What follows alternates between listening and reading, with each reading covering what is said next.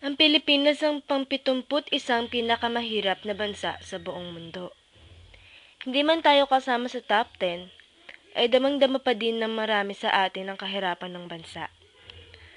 Marami sa ating mga kababayan ay nagtatrabaho sa ibang bansa para kumita ng dolyar, para makaahon sa hirap. Kaya naman, madaming kabataan ang lumalaki na walang mga magulang. Ang iba ay napapabayaan, kaya naman nalilihis ng landas. Ano na nga bang ginagawa ng ating presidente? Habang madaming Pilipinong naghihirap, kumusta kaya siya? Gumagawa din kaya siya ng paraan para matulungan ng bansa? Maraming paraan para makatulong sa mga naghihirap na pamilya. Ang Bebekasya Surimicon ay pwedeng makatulong sa mahihirap na pamilya sa madaming paraan.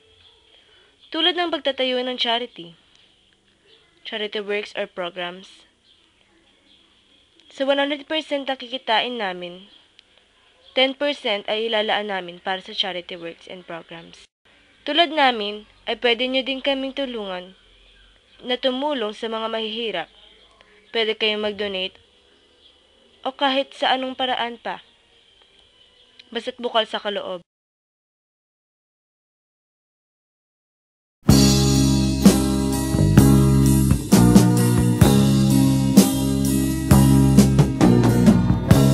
Ako'y anak ng mahirap, lumaking salat sa yaman. Maagang nawala si ama, ang ina ko na may mahina na.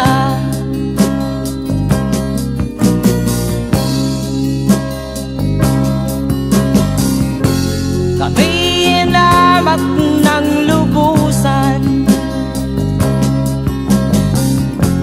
inapit, tinatawanan. Kami itinuring na basahan,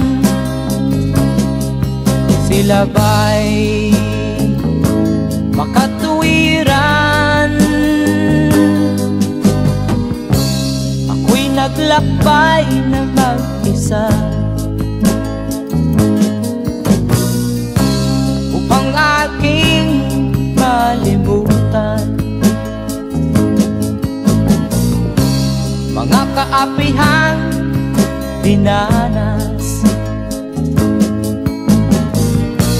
Ihahanap ng kalunasan,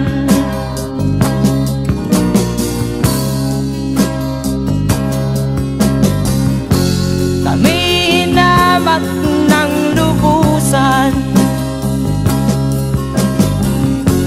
inapit, tinatawanan. Kami itinuring na basahan, sila ba'y